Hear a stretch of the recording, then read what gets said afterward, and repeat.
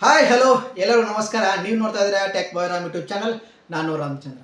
ಎಲ್ಲರೂ ಹೇಗಿದ್ದೀರಾ? ಎಲ್ಲರೂ ಚೆನ್ನಾಗಿದ್ದೀರಾ ಅಂತ ಅನ್ಕೊಂಡು ಇವತ್ತಿನ ವಿಡಿಯೋನ ಶುರು ಮಾಡೋಣ. ಏನಪ್ಪ ಇವತ್ತಿನ ವಿಡಿಯೋ ಅಂತಂದರೆ, ಗೃಹಲಕ್ಷ್ಮಿ ಬಗ್ಗೆ ನಾನು ಇವತ್ತಿನ ವಿಡಿಯೋದಲ್ಲಿ ನಿಮಗೆ ಒಂದು ಗುಡ್ ನ್ಯೂಸನ್ನು ಹೇಳ್ಕೊಡ್ತಾ ಇದ್ದೀನಿ. ಸೊ ಎಲ್ಲ ಮಹಿಳೆಯರಿಗೂ ಒಂದು ಗೃಹಲಕ್ಷ್ಮಿ ಕಡೆಯಿಂದ ಗುಡ್ ನ್ಯೂಸ್ ಅಂತಲೇ ಹೇಳ್ಬೋದು.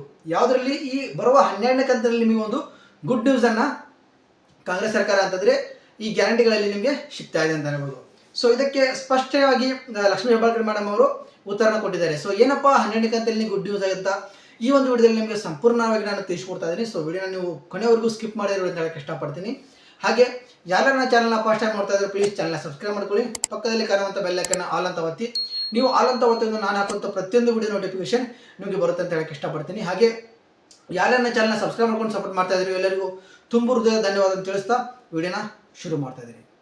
ಏನಪ್ಪ ಅಂತಂದರೆ, ಇವಾಗ ಎಲ್ಲರೂ ಕೂಡ ಗೃಹಲಕ್ಷ್ಮಿಯ 11ನೇ ಕಂತಿಗಾಗಿ ಎಲ್ಲರೂ ಕೂಡ ಕಾಯುತ್ತಿದ್ದಾರೆ. ಸೊ ಇನ್ನೂ ಕೂಡ ಗೃಹಲಕ್ಷ್ಮಿ 11ನೇ ಕಂತಿನ ಹಣ ಯಾರಿಗೂ ಕೂಡ ಬಂದಿಲ್ಲ.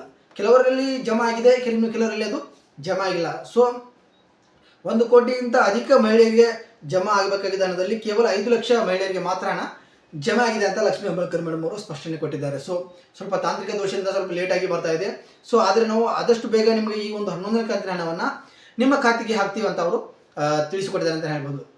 ಇದು ಈ ಒಂದು 11ನೇ ಕಂತಿನ ಬಿಟ್ಟು 12ನೇ ಕಂತಲ್ಲಿ ಏನೋ ಒಂದು ಮಹಿಳೆಯರಿಗೆ ಗುಡ್ ನ್ಯೂಸ್ ಅಂತಂದರೆ, ಏನು ಹೇಳಿದಾರಪ್ಪ ಅಂತ ನಾವು ನೋಡೋದಾದರೆ ಲಕ್ಷ್ಮೀ ಮೇಡಮ್ ಅವರು ಈ 12ನೇ ಕಂತಿನಲ್ಲಿ ನೀವು ಹಣಕ್ಕಾಗಿ ಕಾಯುವಂಥ ಅವಶ್ಯಕತೆ ಇಲ್ಲ. ನಾವು ಈ ಒಂದು 12ನೇ ಕಂತಿಗೆ ಒಂದು ಡೇಟನ್ನು ನಿಗದಿಪಡಿಸಿರ್ತೀವಿ. ಆ ಡೇಟ್ ಒಳಗಾಗಿ ನಿಮಗೆ ಹಣ ನಿಮ್ಮ ಖಾತೆಗೆ ಬಂದು ಸೇರುತ್ತಂತೆ ಅವರು ಒಂದು ಮಾತನ್ನು ಕೊಟ್ಟಿದ್ದಾರೆ. ಸೊ ಯಾವುದಂತಂದರೆ, ಈ ತಿಂಗಳಿಗಾಗಿ ನಾವು ಒಂದು ತಿಂಗಳಲ್ಲಿ ಇವಾಗ ಎಕ್ಸಾಂಪಲ್ ಆಗಿ ಈಗ ನಡೀತಿರುವಂಥ ಜೂನ್ ತಿಂಗಳಲ್ಲಿ ನಮಗೆ ಇನ್ನೂ ಕೂಡ 11ನೇ ಕಂತಿನ ಹಣ ಬಂದಿಲ್ಲ. ಯಾವಾಗ ಬರುತ್ತೆ ಅಂತ ನಾವು ವೇಟನ್ನು ಮಾಡ್ತಾ ಇದ್ದೀವಿ. ಸೊ ಅದು ಕೂಡ ನಮಗಿನ್ನೂ ಬರ್ತಾ ಇಲ್ಲ. ಸೊ ಹಾಗಾಗಿ ನಾವು ಗೊಂದಲಕ್ಕೆ ಈಡಾಗಿದ್ದೀವಿ ಅಂತಲೇ ಹೇಳ್ಬೋದು. ಸೊ ಆ ಒಂದು ಗೊಂದಲದಿಂದ ನಾವು ನೆಕ್ಸ್ಟ್ ಸಿಗುವಂಥ ಒಂದು ತಿಂಗಳಲ್ಲಿ ಅಂದರೆ 12ನೇ ಕಂತಿನಲ್ಲಿ ನಮಗೆ ಆ ಒಂದು ಕನ್ಫ್ಯೂಷನ್ ಆಗಲಿ, ಆ ಒಂದು ಗೊಂದಲ ಆಗಲಿ ನಮಗೆ ಇರಂಗಿಲ್ಲ ಅಂತ ಅವರು ಸ್ಪಷ್ಟನೆಯನ್ನು ಕೊಟ್ಟಿದ್ದಾರೆ. ಏನಂತಂದರೆ, ನಾವು ನಿಮಗೆ ಬರೋಬ್ಬರಾಗಿ ಮುಂದಿನ ಜುಲೈ 21ನೇ ತಾರೀಕಿನಿಂದ 26ನೇ ತಾರೀಕೊಳಗಾಗಿ ನಿಮ್ಮ ಖಾತೆಗೆ ನಾವು ಹಣವನ್ನು ಜಮೆ ಮಾಡ್ತೀವಿ ಅಂತ ಅವರು ತಿಳಿಸಿಕೊಟ್ಟಿದ್ದಾರೆ ಅಂತಲೇ ಹೇಳ್ಬೋದು.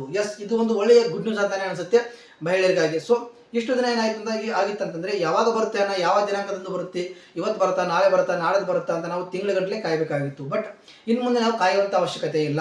ಈ ಒಂದು ನೆಕ್ಸ್ಟ್ ತಿಂಗಳಲ್ಲಿ ಬರುವಂಥ ಜುಲೈಯಲ್ಲಿ 21ನೇ ತಾರೀಕು ನಡೆದು 26ನೇ ತಾರೀಕಿನೊಳಗಾಗಿ ನಿಮ್ಮ ಖಾತೆಗೆ ನಾವು ಹಣವನ್ನು ಜಮಾ ಮಾಡ್ತೀವಿ ಅಂತ ಅವರು ತಿಳಿಸಿಕೊಟ್ಟಿದ್ದಾರೆ ಅಂತ ಹೇಳ್ಬೋದು.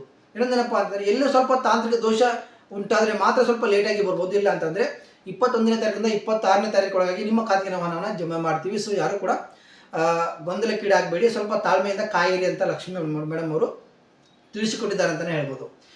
ಇದು ಒಂದು ಒಳ್ಳೆಯ ಗುಡ್ ನ್ಯೂಸ್ ಅಂತಲೇ ನನಗೆ ಅನಿಸ್ತು. ಸೊ ಆದಷ್ಟು ಬೇಗ 11ನೇ ಕಂತಿನ ಹಣವನ್ನು ನಾವು ನಿಮ್ಮ ಖಾತೆಗೆ ಹಾಕ್ತೀವಿ ಅಂತ ಅವರು ತಿಳಿಸಿಕೊಟ್ಟಿದ್ದಾರೆ. ಆದಷ್ಟು ಬೇಗ ನಿಮ್ಮ ಖಾತೆಗೆ 11ನೇ ಕಂತಿನ ಹಣ ಬರುತ್ತೆ.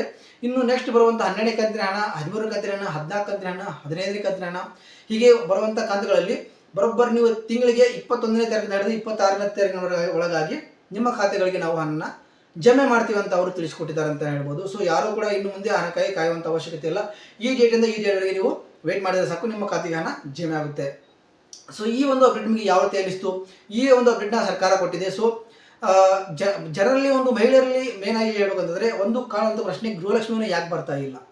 ಸೊ ಏನಂತಂದರೆ, ಈಗ ಶಕ್ತಿ ಯೋಜನೆ ಆಗಿರ್ಬೋದು, ಈಗ ಗೃಹಜ್ಯೋತಿ ಆಗಿರ್ಬೋದು, ಈಗ ಯುವ ನಿಧಿ ಆಗಿರ್ಬೋದು, ಅನ್ನ ಬಗ್ಗೆ ಆಗಿರ್ಬೋದು, ಎಲ್ಲ ಕೂಡ ಚಾಲ್ತಿಯಲ್ಲಿದೆ. ಬಟ್ ಈ ಗೃಹಲಕ್ಷ್ಮಿ ಹಣ ಮಾತ್ರ ನಮಗೆ ಯಾಕೆ ಬರ್ತಾ ಇಲ್ಲ ಅನ್ನೋದೊಂದು ತುಂಬ ಮಹಿಳೆಯರಲ್ಲಿ ಕಾಡ್ತಾ ಇದೆ. ಹೀಗಾಗಿ ಪ್ರತಿಭಟನೆಯನ್ನು ಕೂಡ ಮೈಸೂರಿನಲ್ಲಿ ಮಾಡಿದಾರಂತೆ. ಯಾಕೆ ನಮಗೆ ಹಣ ಬರ್ತಾ ಇಲ್ಲ? ಯಾಕಂತಂದರೆ ಈ ಒಂದು 2,000 ಹಣಕ್ಕಾಗಿ ತುಂಬ ಜನರು ಕಾಯ್ತಾ ಇದ್ದಾರೆ. ಯಾಕಂದರೆ ಏನೊಂದು ಕಟ್ಟೋದಿರುತ್ತೆ, ಅಥವಾ ಏನೊಂದು ಗ್ಯಾಸ್ ತಗೋದಿರುತ್ತೆ, ಅಥವಾ ಏನೊಂದು ಸಂಘದ ಒಂದು ಸಾಲವನ್ನು ತೀರಿಸೋದಿರುತ್ತೆ. ಈ ರೀತಿ ಒಂದು ನಂಬ್ಕೊಂಡು ಕೂತಿರ್ತಾರೆ. ಸೊ ಹಾಗಿರುವಂಥ ಕಾಲದಲ್ಲಿ ಇನ್ನೂ ಕೂಡ ಅವರು 11 ಕಂತಿ ಬಂದಿಲ್ಲ ಅಂತಂದರೆ ಸ್ವಲ್ಪ ಗಲಿಬಿಲಿ ಆಗಿರ್ತಾರೆ ಅಂತಲೇ ಹೇಳ್ಬೋದು. ಹಾಗಾಗಿ ಈಗ ಈ ಒಂದು ಗೃಹಲಕ್ಷ್ಮಣಕ್ಕಾಗಿ ಒಂದು ಹೋರಾಟ, ಒಂದು ಪ್ರತಿಭಟನೆಯನ್ನು ಮಾಡ್ತಿದ್ದಾರೆ ಅಂತ ಮೈಸೂರಲ್ಲಿ ತಿಳಿದು ಬಂದಿದೆ ಅಂತ ಹೇಳ್ಬೋದು. ಸೊ ಯಾರು ಕೂಡ ಗೊಂದಲಕ್ಕೀಡಾಗಬೇಡಿ, ನಿಮಗೂ ಕೂಡ ಹಣ ಬಂದೇ ಬರುತ್ತೆ. ಈ 12ನೇ ಕಂತಿನಿಂದ ಈ ಒಂದು ಹೊಸ ರೂಲ್ಸನ್ನು ಜಾರಿಗೆ ತರ್ತಾ ಇದ್ದಾರೆ. ಈ ರೂಲ್ಸ್ ನಿಮಗೆ ಯಾವ ರೀತಿ ಅನಿಸ್ತು?